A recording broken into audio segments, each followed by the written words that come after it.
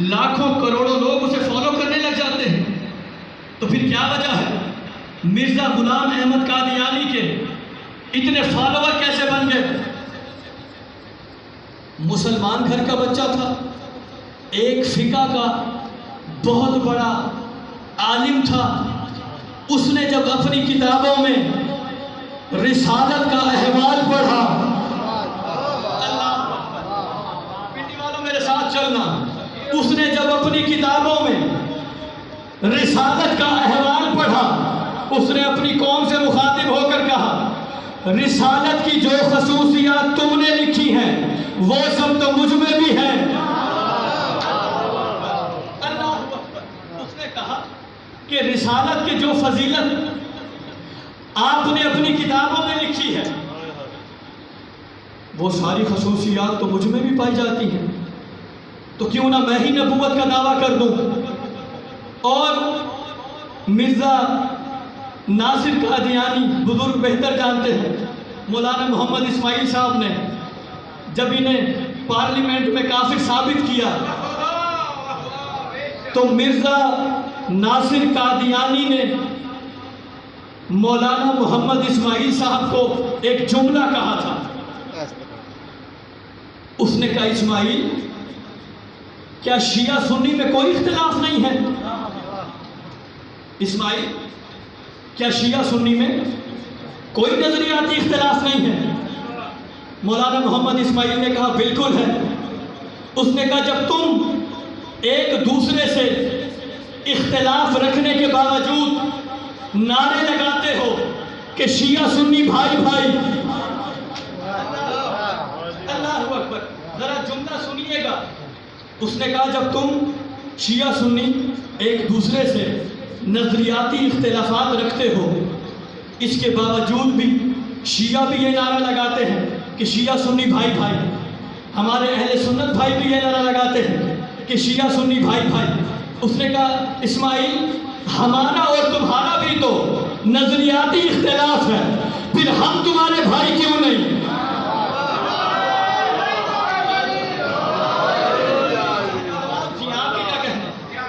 اس نے کہا نظریاتی اختلافات ہو جایا کرتے ہیں، ایک گھر میں ہو جایا کرتے ہیں، اس کا کیا مطلب ہے؟ شیعہ سنی میں اختلاف ہے، آپ دونوں بھی بھائی بھائی ہیں، ہمارے اور تمہارے ہاں بھی نظریاتی اختلاف ہے، تو آپ نعرہ بلند کیجئے کہ شیعہ سنی قادیانی بھائی بھائی۔ اللہ اکبر، اللہ اکبر۔ اور جو جواب مولانا محمد اسماعیل صاحب نے دیا، خدا کی قسم وہ جواب علی کا یہ ملنگ ہی دے سکتا تھا۔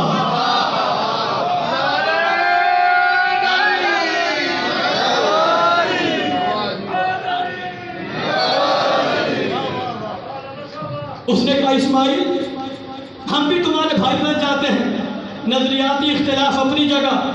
مولانا محمد اسماعیل صاحب نے کہا دیکھو شیعہ اور سنی کا نبی ایک ہے، اور نبی ہوتا ہے امت کا باپ۔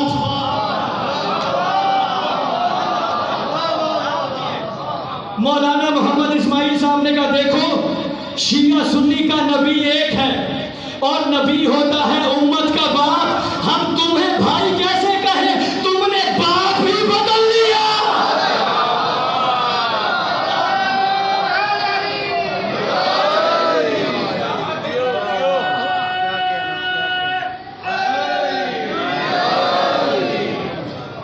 ہم تمہیں بھائی کیسے کہیں؟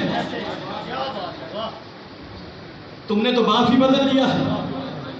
ایک دن چلیں اس انداز سے بھی سنتے جائیں، چند لوگ میرے رسول کے پاس آئے نا اور آ کر کہنے لگے کہ اے محمد ہم نے سنا ہے کہ آپ نے یہ دعویٰ کیا ہے آپ سارے انبیاء سے افضل ہیں۔ اے محمد آپ کا یہ دعویٰ ہے نا کہ آپ سارے انبیاء سے افضل ہیں۔ نبی نے مسکرا کر کہا صرف میں ہی افضل نہیں، میرا بھائی علی بھی افضل ہے۔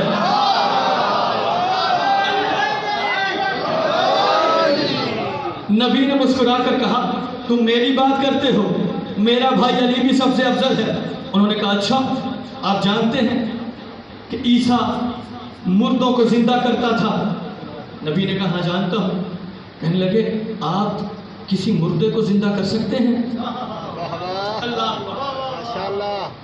یا رسول اللہ آپ کسی مردے کو زندہ کر سکتے ہیں؟ نبی نے کہا کر سکتا ہوں، لیکن اس کام کے لیے علی ہی کافی ہے۔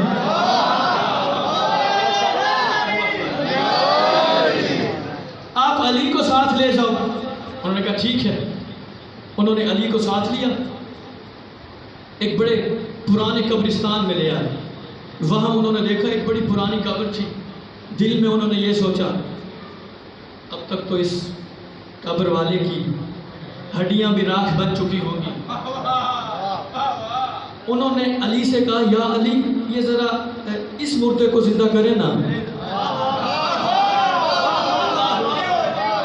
انہوں نے کہا یا علی یہ ذرا اس مردے کو زندہ کرے۔ علی نے کہا اچھا۔ علی نے قبر کی طرف اشارہ کیا اور کہا کم باذنی۔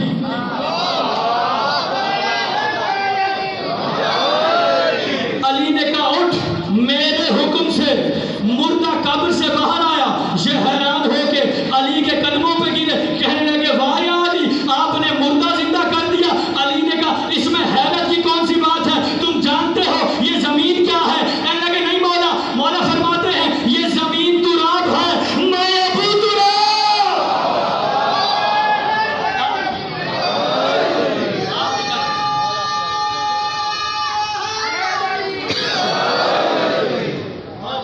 علی فرماتے ہیں یہ زمین تراب ہے، میں ابو تراب ہوں۔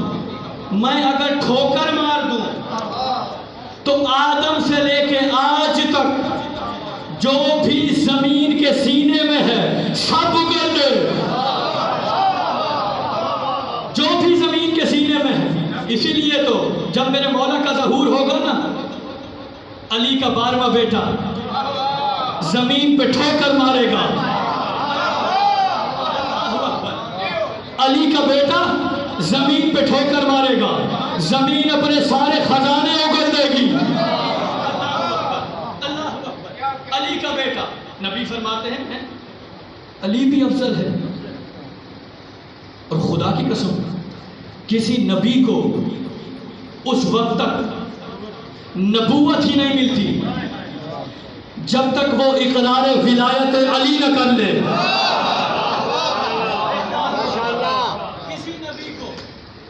اس وقت تک نبوت ہی نہیں ملتی جب تک وہ اقرار ولایت علی نہ کر لے۔ نبی کسے کہتے ہیں؟ نبی عربی زبان کا لفظ ہے۔ نبی کہتے ہیں خبر دینے والے کو۔ نبی خبر دینے والے کو، اور نبا کہتے ہیں خبر کو۔ نبی کہتے ہیں خبر دینے والے کو اور نبا کہتے ہیں خبر کو۔ اب پورا قرآن اٹھا کر پڑھ لو، قرآن میں خبریں ہی خبریں ہیں۔ بھائی پورا قرآن اٹھا کر پڑھ لو، قرآن میں خبریں ہی خبریں ہیں۔ آدم کے سجدے کی خبر قرآن میں، نوح کے سفینے کی خبر قرآن میں، عیسیٰ کی مسیحائی کی خبر قرآن میں، یوسف کے کنویں میں جانے کی خبر قرآن میں، نوح کی بیوی کے ڈوبنے کی خبر۔ بھائی قرآن میں خبریں ہی خبریں ہیں۔ گویا قرآن قرآن نہیں ہے، قرآن اخبار الہی کا نام ہے۔ قرآن قرآن نہیں ہے، قرآن اخبار الہی کا نام ہے۔ لیکن کسی جگہ بھی قرآن کا نام کتاب نبا نہیں ہے۔ نبا کہتے ہیں خبر کو، نبی کہتے ہیں خبر دینے والے کو۔ نبا عربی میں خبر کو کہتے ہیں، جسے آپ انگلش میں نیوز کہتے ہیں، اردو میں خبر کہتے ہیں، ہندی میں سماچار کہتے ہیں، اسی کو عربی میں نبا کہتے ہیں۔ نبا کہتے ہیں خبر کو، نبی کہتے ہیں خبر دینے والے کو۔ یہ جملہ اپنے ذہنوں میں محفوظ کیجئے گا اور ذرا میرے ساتھ سفر طے کرتے ہوئے ایک مرتبہ صفین کے میدان میں آئیے۔ ذرا میرے ساتھ سفر طے کرتے ہوئے ایک مرتبہ صفین کے میدان میں آئیے۔ علی میدان جنگ میں ہے، اور ایک شخص اپنی موت اپنی جیب میں رکھ کے علی کے سامنے آ گیا. اللہ اکبر. ایک شخص اپنی موت اپنی جیب میں رکھ کے علی کے سامنے آ گیا. جب علی کے سامنے آیا نا، علی نے دیکھا کچھ پڑھ رہا ہے، اس کے ہونٹ ہل رہے ہیں. علی نے تلوار نیام میں رکھی. علی نے کہا کیا پڑھ رہا ہے؟ کہنے لگا قرآن پڑھ رہا ہوں. علی کے سامنے قرآن پڑھ رہا ہوں. علی فرماتے ہیں قرآن میں کیا پڑھ رہا ہے؟ کہنے لگا قرآن میں سورہ نبا پڑھ رہا ہوں. کہنے لگا قرآن میں سورہ نبا پڑھ رہا ہوں. علی فرماتے ہیں سورہ نبا میں کیا ہے؟ کہنے لگا سورہ نبا میں نبا العظیم کا تذکرہ ہے. علی نے کہا سورہ نبا میں کیا ہے؟ کہنے لگا سورہ نبا میں، نبا کہتے ہیں خبر کو، عظیم کہتے ہیں بڑی خبر کو. کہنے لگا سورہ نبا میں بہت بڑی خبر کا تذکرہ ہے. علی فرماتے ہیں تجھے خود بھی خبر ہے کہ اللہ کی وہ سب سے بڑی خبر کیا ہے؟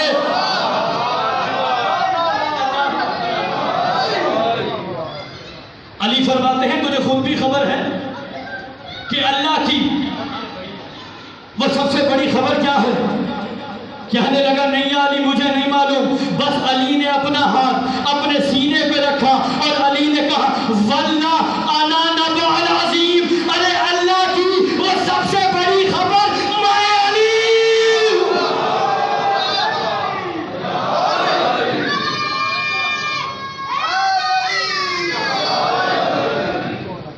علی نے کہا اللہ کی وہ سب سے بڑی خبر میں علی ہوں. اسی لیے جب میرے رسول معراج پہ گیا نا، جب واپس آئے صحابہ کرام نے پوچھا اے اللہ کے رسول معراج پہ کیا دیکھا؟ کیا دیکھا معراج پہ؟ رسول نے فرمایا معراج پہ اللہ نے مجھے سب سے بڑی خبر سنائی. اللہ اکبر. معراج پہ اللہ نے مجھے سب سے بڑی خبر سنائی اور سب سے بڑی نشانی دکھائی.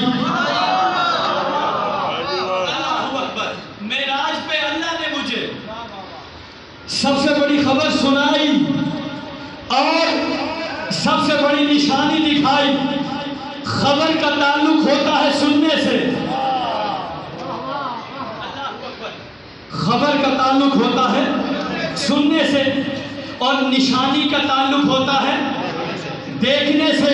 اب غدیر سمجھ میں آئی؟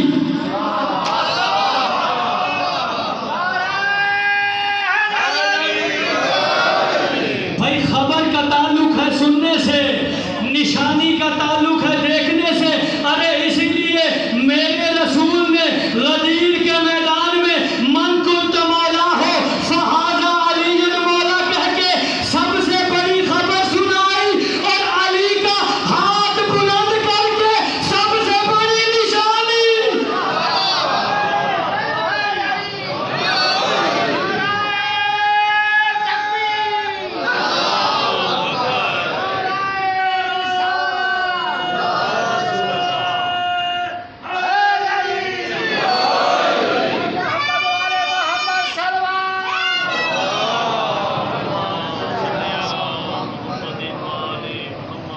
اللہ نے غدیر میں سب سے بڑی رسول سے اسی لیے تو کہا تھا آج اگر یہ نہ کیا تو کچھ نہ کیا.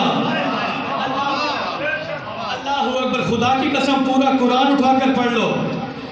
اللہ کے اگر کہیں تیور بدلے ہیں تو وہ غدیر میں بدلے ہیں. اللہ اکبر. اللہ کے اگر دنیا علی کو سمجھنا چاہتی ہے، خدا کی قسم مجھے تو علی کے نوکر بھی سمجھ میں نہیں آتے. ہاں برے صغیر کے دو حکمران گزرے ہیں حاکم. ایک کا نام تھا سراج الدولہ اور ایک کا نام تھا آصف الدولہ. سراج الدولہ پہلے سے شیعہ تھا، آصف الدولہ بعد میں شیعہ ہوا۔ آصف الدولہ کے دربار کے باہر ایک فقیر بیٹھتا تھا، اور جب یہ اپنے دربار میں جاتا تھا نا تو وہ صدا بلند کرتا تھا، دے آصف الدولہ۔ دربار کے باہر بیٹھ کر وہ فقیر صدا بلند کرتا تھا، دے آصف الدولہ۔ تھوڑے فاصلے پہ ایک درخت کے نیچے علی کا ایک ملنگ بیٹھا ہوتا تھا۔ تھوڑے فاصلے پہ ایک درخت کے نیچے علی کا ایک ملنگ بیٹھتا تھا۔ جب یہ فقیر صدا بلند کرتا تھا نا، دے آصف الدولہ، وہ علی کا ملنگ مسکرا کے کہتا تھا، جسے دے مولا اسے کیا دے آصف الدولہ۔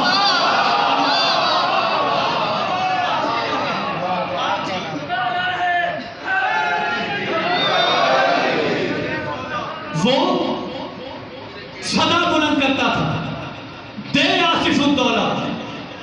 علی کا ملنگ اس کے جواب میں کہتا تھا، جسے دے مولا اسے کیا دے آصف الدولہ۔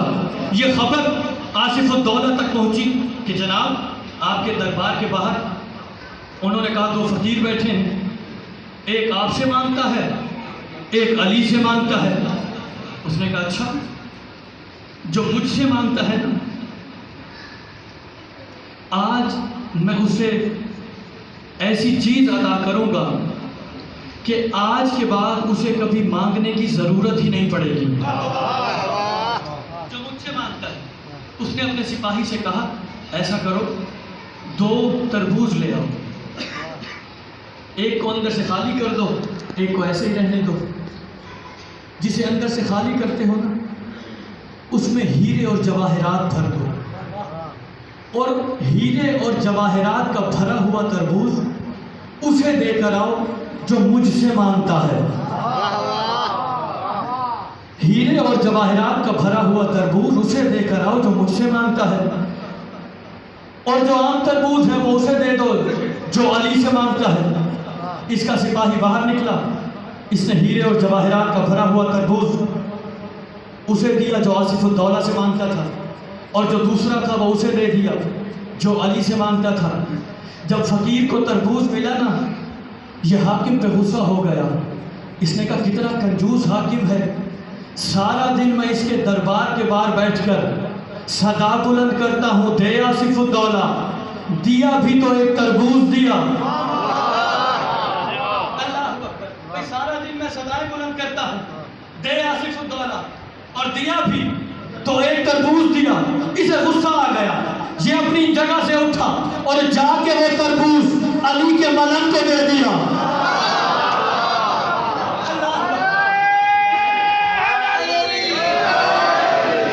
اس نے جا کے علی کے ملنگ کو دے دیا۔ اس نے کہا لو تم کھا لینا۔ اس نے کہا الحمدللہ، اس نے رکھ لیا۔ اگلا دن آیا نا، یہ فقیر پھر دربار کے بعد بیٹھا ہے۔ جیسے ہی آصف الدولہ اپنے دربار میں آیا، اس نے صدا بلند کی، دے آصف الدولہ۔ جلال آ گیا آصف الدولہ کو۔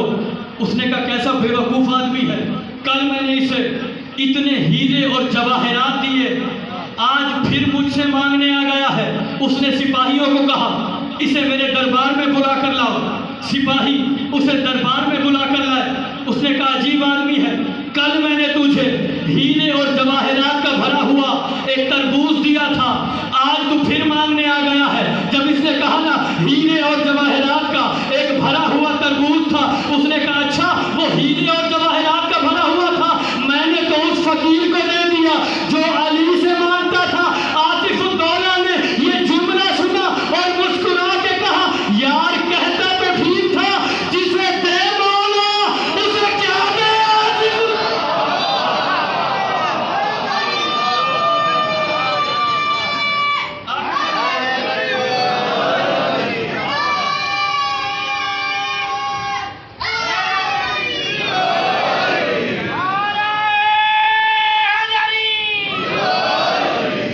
کہنے لگا کہتا تو ٹھیک تھا، جسے دے مولا۔ دنیا علی کو کیا سمجھے گی؟ صفین سے اب تذکرہ آ گئے تو سنتے جائیے۔ جب لشکر واپس پلٹ رہا تھا نا، اب لشکر سارا تھکا ہوا تھا، راستے میں ایک نہر تھی، لشکر نے اس نہر کو پار کرنا تھا، اور لشکر میں ایک جاسوس تھا، پورے لشکر میں بس علی جانتے تھے کہ یہ جاسوس ہے۔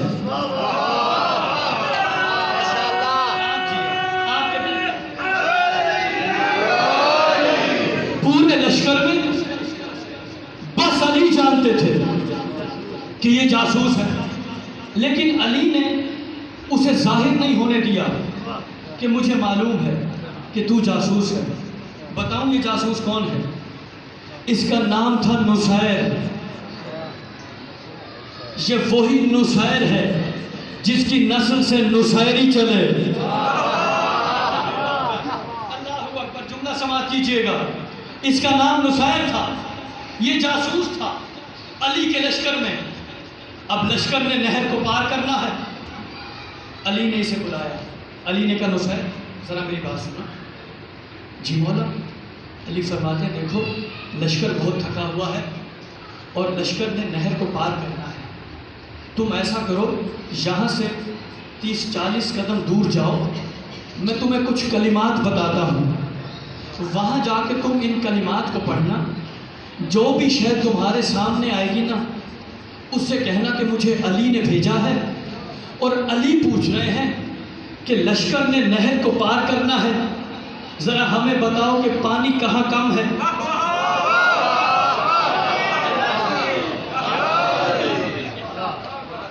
علی فرماتے ہیں ذرا پوچھ کر آنا، جو بھی چیز تمہارے سامنے آئے اسے پوچھ لینا، مجھے علی نے بھیجا ہے۔ اور علی پوچھ رہے ہیں ذرا بتاؤ پانی کی سطح کہاں کم ہے تاکہ لشکر پار ہو جائے۔ میں نے کہا ٹھیک ہے مولا میں جاتا ہوں۔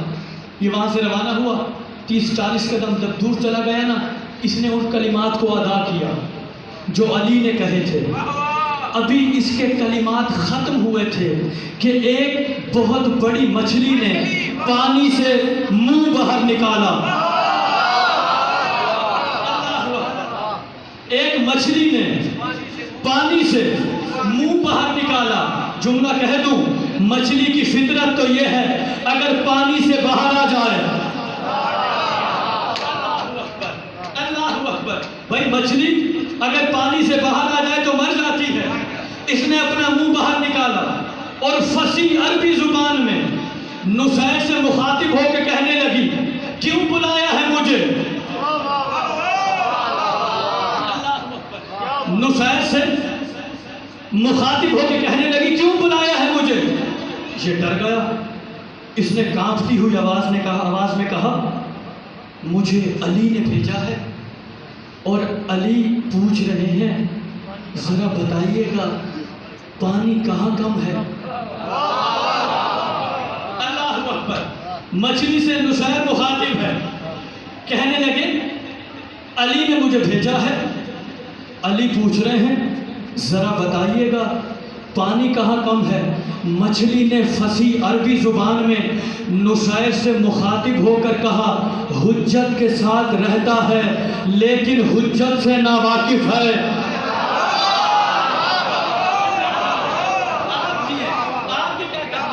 مچھلی نے فصیح عربی زبان میں مخاطب ہو کر نصیر سے کہا حجت کے ساتھ رہتا ہے اور حجت سے ناواقف ہے۔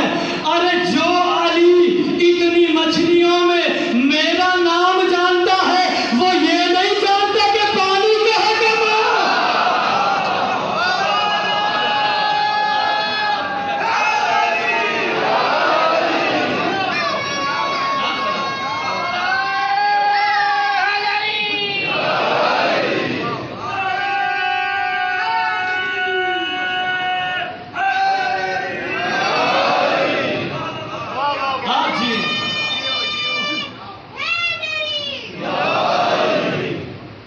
جو علی اتنی مچھلیوں میں میرا نام جانتا ہے وہ یہ نہیں جانتا کہ پانی کہاں کم ہے۔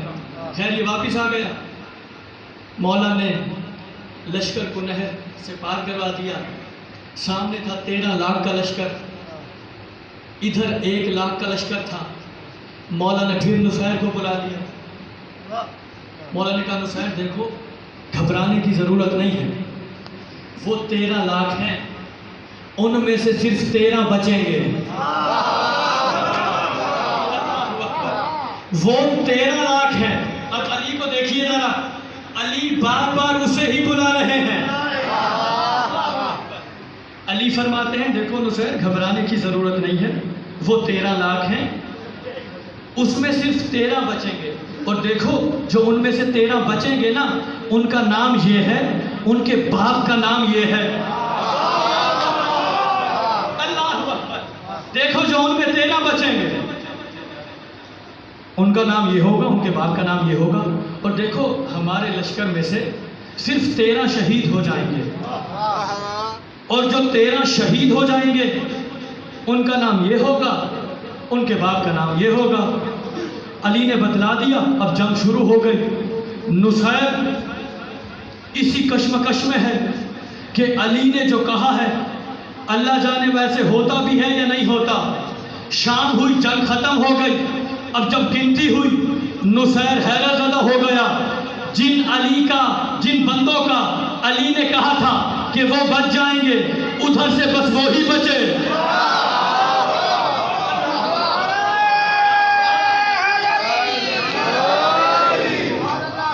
جن کا علی نے کہا تھا بچ جائیں گے وہ بچ گئے، جن کا علی نے کہا تھا شہید ہو جائیں گے وہ شہید ہو گئے.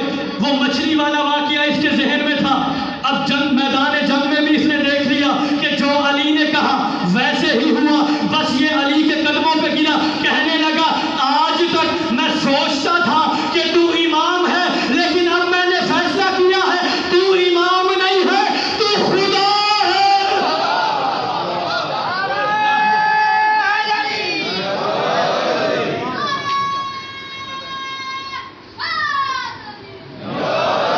کہنے لگا تو خدا ہے. علی نے کہا میں خدا نہیں ہوں. کہنے لگا خدا ہے. علی نے کہا نہیں ہوں، مشرک ہو گیا ہے. حد جاری کر دوں گا تجھ پہ. کہنے لگا مار دیجیے. اللہ اکبر. علی نے سر قلم کر دیا. اللہ دیکھ رہا تھا. اللہ نے کہا ہے یا علی، نصیری تیرا دوست تھا، میرا دشمن تھا. بھائی نصیری علی کو مانتا تھا، اللہ کو نہیں مانتا تھا. اللہ نے کہا ہے یا علی، تو نے اپنے دوست کو مار دیا، میرے دشمن کو نہیں چھوڑا. یا علی تو نے میرے دشمن کو مار دیا. اب میں بھی اللہ ہوں، ہر جزاء الاحسان الا الاحسان. یا علی احسان کا بدلہ فقط احسان ہے. تو نے دنیا میں میرے دشمن کو مارا ہے، میں آخرت میں تیرے دشمن کا ماروں.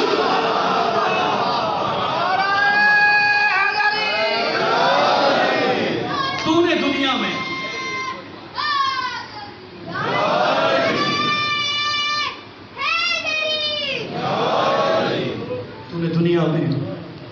میرے دشمن کو مارا.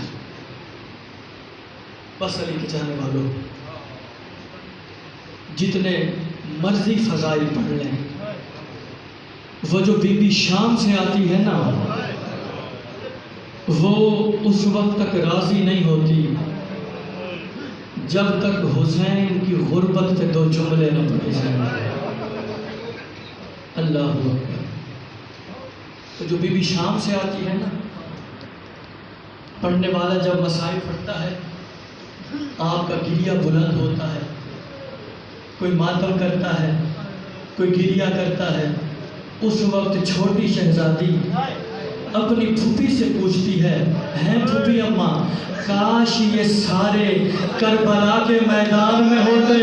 پھوپھی اماں میرا بابا نہ مارا جاتا. کاش یہ سارے کربلا کے میدان میں ہوتے.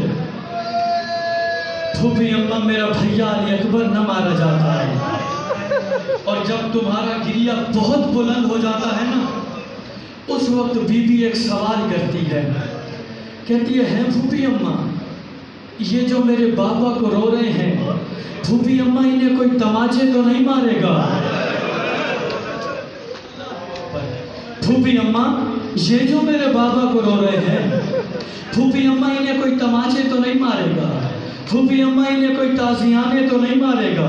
میری بی بی رو کے کہتی ہے سکینہ، حسین کو رونا کون سا جرم ہے کہ کوئی انہیں تماچے مارے گا یا کوئی انہیں تازیانے مارے گا؟ جب میری بی بی کہتی ہے نا کہ حسین کو رونا کون سا جرم ہے، اس وقت میری شہزادی سکینہ پھوپھی سے مخاطب ہو کے کہتی ہے پھوپھی اماں اگر حسین کو رونا جرم نہیں ہے پھر سکینہ کے رخسار کیوں زخمی ہے؟ اگر حسین کو رونا کوئی جرم نہیں ہے پھر سکینہ کے کان کیوں زخمی ہے؟ اللہ اکبر۔ یہ آپ کی لاہور ہائی کورٹ کے ایک جج تھے قاسمی سید۔ اللہ جی آپ نے کہتے ہیں اللہ آپ کا گریہ قبول کرے۔ لاہور ہائی کورٹ کے جج قاسمی سید ایک دن اپنی کرسی پہ بیٹھے تھے، اللہ جانے کیا ہوا، اپنی کرسی سے اٹھا، پیچھے کمرے میں گیا، کبھی اس دیوار پہ سر مارتا ہے، کبھی اس دیوار پہ سر مارتا ہے، زخمی حالت میں۔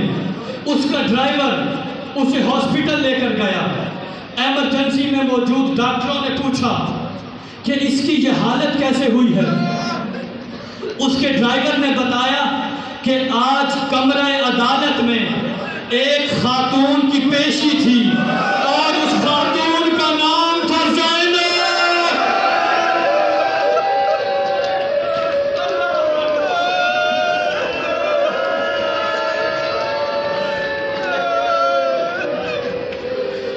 آج کمرہ عدالت میں ایک خاتون کی پیشی تھی اور اس خاتون کا نام تھا زینب۔ کمرہ عدالت بھرا ہوا تھا، ایک بندے نے صدا بلند کی زینب حاضر ہو۔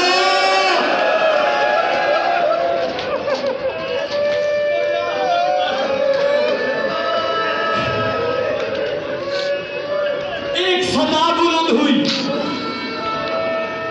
زینب حاضر ہو۔ بس صدا کو سننا تھا۔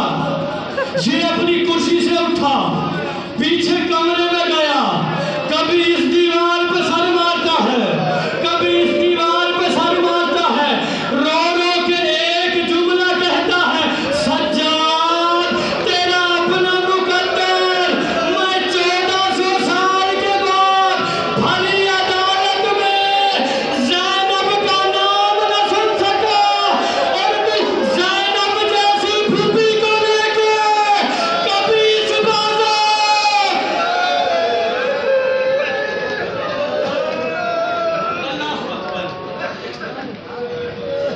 تو زینب جیسی پھوپھی کو لے کے کبھی اس بازار، کبھی اس بازار۔ اللہ اکبر۔ ہو گئے ہو آمادہ گریہ کے لیے خدا کی قسم۔ آج مجھے ان بچوں کو تذکرہ کرنا ہے جن کی ماں لاہور میں تمہاری مہمان ہے۔ اللہ ان بچوں کا تذکرہ کرنا ہے۔ جتنی ہائے تم حسین کی غربت سن کے کرتے ہو نا، اس سے 100 گنا زیادہ ہے مسلم کے یتیموں کی غربت پہ کیا کرو۔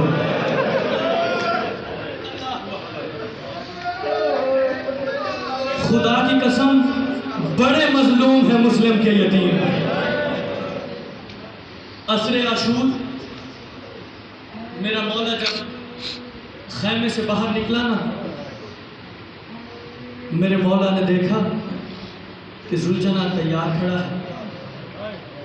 مولا دل میں سوچتے ہیں عباس تو نہیں ہے، یہ ذوالجناح کو کس نے تیار کیا ہے؟ حسین ایک مرتبہ خیمے میں واپس آئے اور آ کر کہا زینب یہ ذوالجناح کو کس نے سجایا ہے؟ میری بی بی نے کہا بھیا ذوالجناح کو رقیہ نے سجایا ہے۔ مولا نے جناب رقیہ کو بلایا، کہا رقیہ ذوالجنہ کو تیار کرنا تو مردوں کا کام ہے، تجھے کس نے بتایا کہ رکابیں کیسے رکھنی ہے؟ تجھے کس نے بتایا کہ زین کیسے رکھنی ہے؟ بی بی رو کے کہتی ہیں مولا کل رات غازی میرے خیمے میں آیا تھا اور آ کے عباس نے کہا رقیہ اولاد زہرا پہ مشکل بن گئی ہے، اب میرے بعد زینب کا عباس تو ہے۔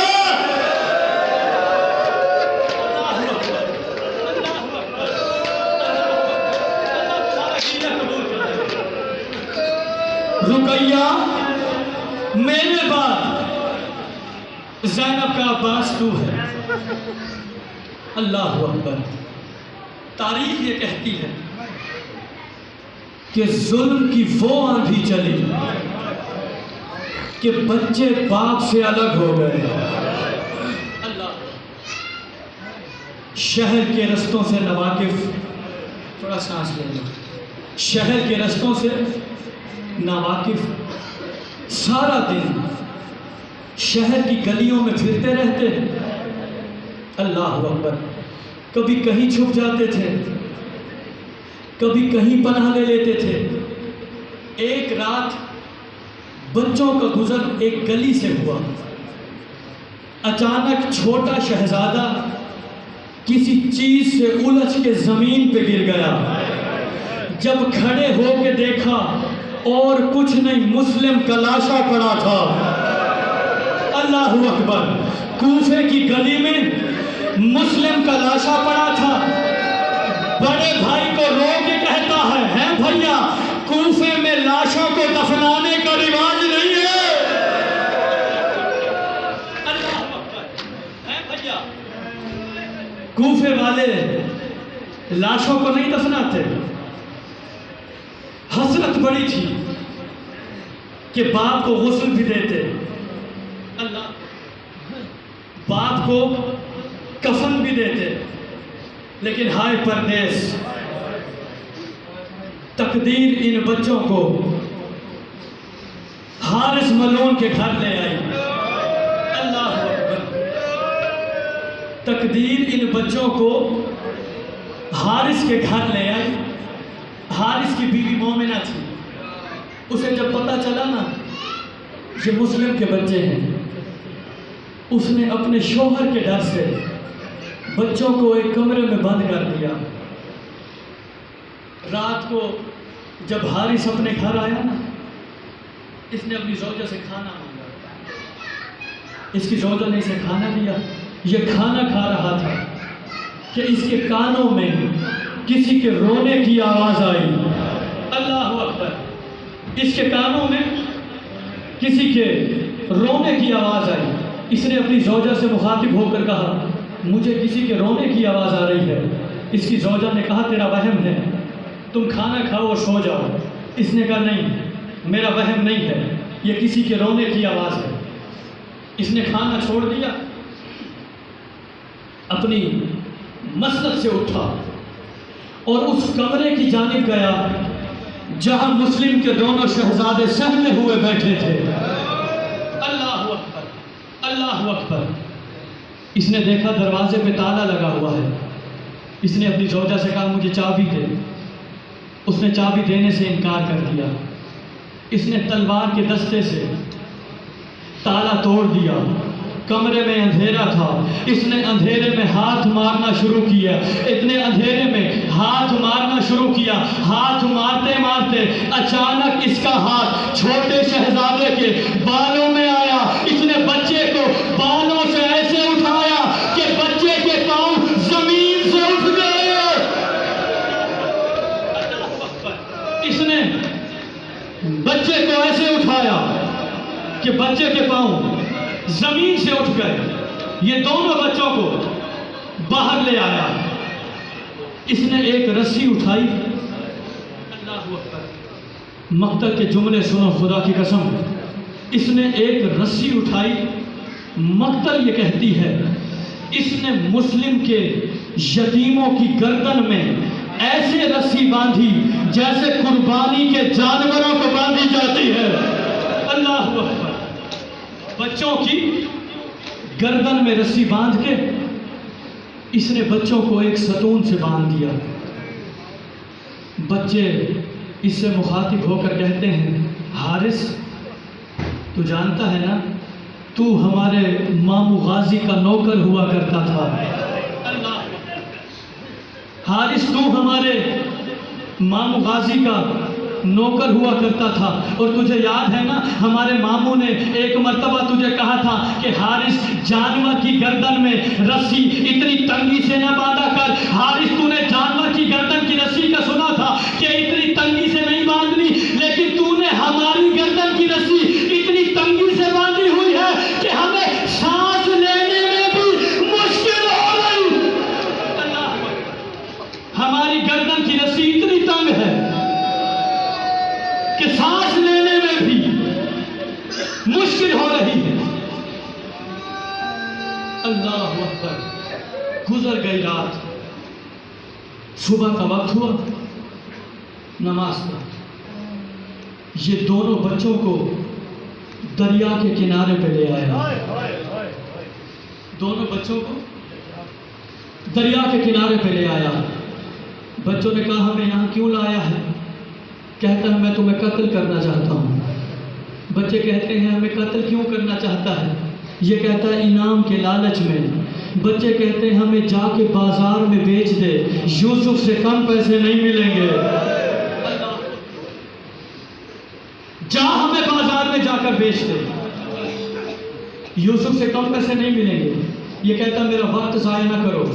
بچوں نے کہا اچھا ٹھیک ہے، اگر قتل ہی کرنا ہے ہمیں اتنی مہلت دے کہ ہم نماز پڑھ لیں، ہمیں اتنی مہلت دے کہ ہم نماز پڑھ لیں۔ اس نے کہا ٹھیک ہے پڑھ لو، اگر کوئی فائدہ دیتی ہے تو۔ اس نے کہا ٹھیک ہے پڑھ لو نماز۔ بچے وضو کرنے کے لیے دریا کی جانب بڑھے۔ اس نے کہا دریا کی جانب کیوں جاتے ہو؟ بچوں نے کہا وضو کرنے۔ اس نے کہا تم وضو کے بہانے پانی پینا چاہتے ہو۔ اللہ اکبر، اللہ اکبر۔ اس نے کہا تم وضو کے بہانے پانی پینا چاہتے ہو، وضو نہیں کرنا، خاک پہ تیمم کرو۔ ایک جملہ کہوں، بس بہتا رہا دریا، خاک پہ تیمم کرتے رہے مسلم کے یتیم۔ بہتا رہا دریا۔ ایک روایت پڑھ دوں، خدا کی قسم آج تک منبر سے یہ روایت اس لیے نہیں پڑھی کہ عزاداروں کا دل بڑا نازک ہوتا ہے، لیکن آج میرا دل کہتا ہے پوری روایت نہیں پڑھنے لگا، دو جملے تمہیں ضرور ہدیہ کروں اس روایت میں سے، اور اگر کسی کا دل دکھ جائے تو مجھے معاف کرنا۔ جب اہل بیت کا قافلہ واپس پلٹا نا، اور قافلہ ان بچوں کی قبر پہ آیا، ابھی قافلہ قبر سے تھوڑا دور تھا، بی بی رقیہ نے اپنے آپ کو محمل سے ایسے گرایا جیسے کربلا عباس گھوڑے سے گرا تھا۔ بچوں کی ماں نے اپنے آپ کو محمل پہ ایسے گرایا جیسے عباس کربلا کی زمین پہ گھوڑے سے گرے تھے۔ اور خدا کی قسم یہ فطرت ہے نا انسان کی، ماں جب بچوں سے کافی عرصے کے بعد ملے نا تو بچوں کی فطرت ہوتی ہے، ان پہ جو گزرے نا وہ ماں کو ضرور بتاتے ہیں۔ بچوں پہ جو گزرے نا وہ ماں کو ضرور بتاتے ہیں۔ خدا کی قسم ان بچوں نے اپنی ماں سے جو گفتگو کی ہے نہ میں وہ پڑھ سکوں گا نہ تم وہ سن سکو گے، بس دو جملے سنو۔ میری بیوی ان کی قبر کے قریب آئی نا، ابھی قبر بڑے بھائی کی قبر پہ جانے لگی کہ بڑے بھائی کی قبر سے ایک بین بلند ہوا۔ بڑے بھائی نے کہا اے اماں انا محروم القسم۔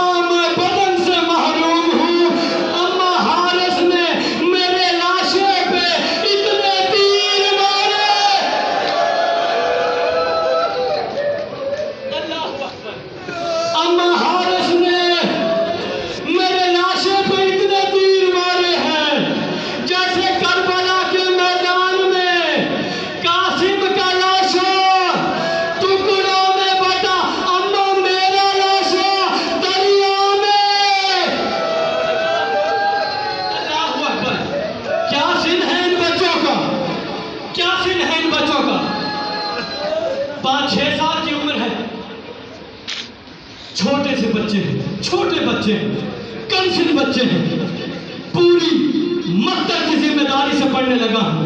میں نے تمہیں کہا تھا میں تمہیں جی بھر کے رلاؤں گا۔ اللہ اکبر، پوری مکتب کی ذمہ داری سے پڑھنے لگا ہوں۔ چھوٹے بچے ہیں لیکن کائنات کے 5 بڑے مظلوموں کے غموں کے وارث ہیں مسلم کے یتیم۔ اللہ اکبر، 5 کائنات کے سب سے بڑے مظلوموں کے غموں کے وارث ہیں مسلم کے یتیم۔ سنو گے، پہلا مظلوم موسیٰ کاظم۔ اللہ اکبر، سینہ پیارا نہ کرنا خدا کی قسم، وہ جو بی بی لاہور سے آئی ہے نا، اللہ اکبر، 5 بڑے مظلوموں کے غموں کے وارث ہیں مسلم کے یتیم۔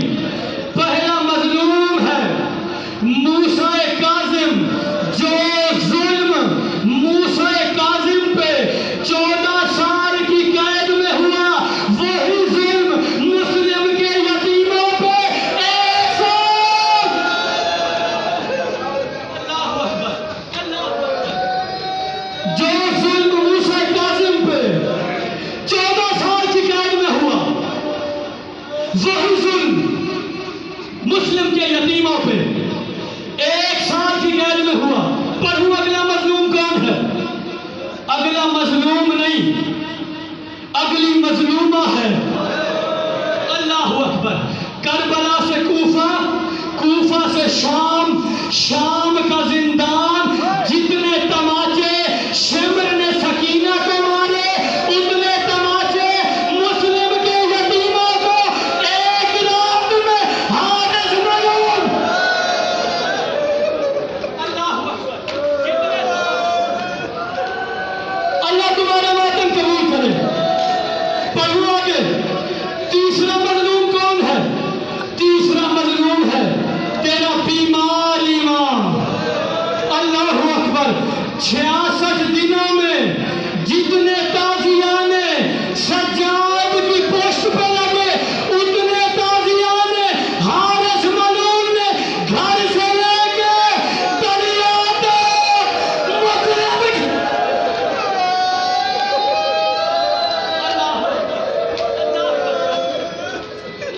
چوتھا مظلوم، اللہ تعالیٰ رونا قبول کرے، یہ شور گریہ کم نہ ہونے پائے۔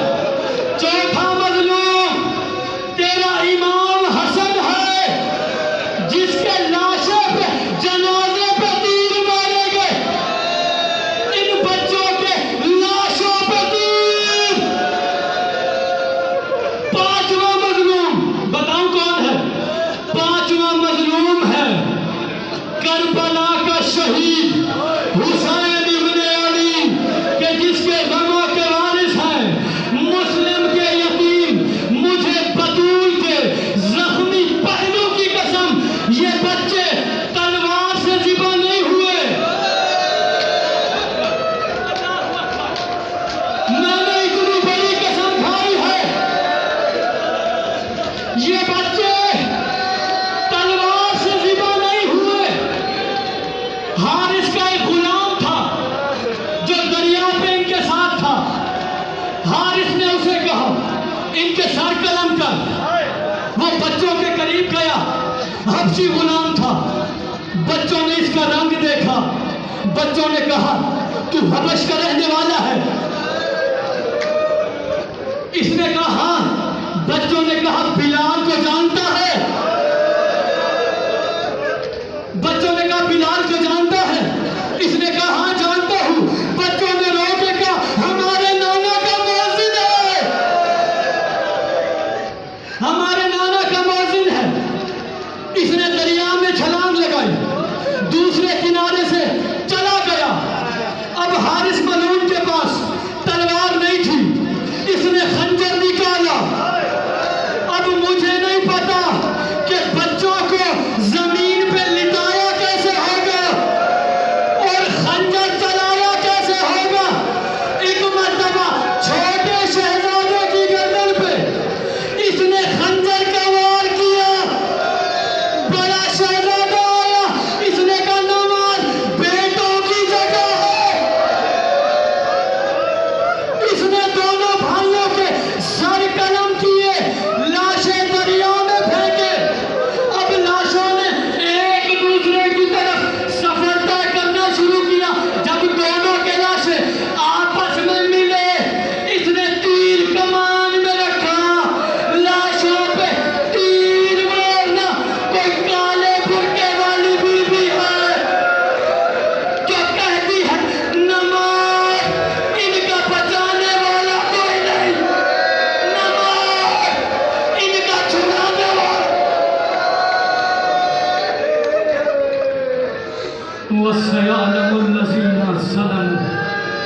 أي منقلب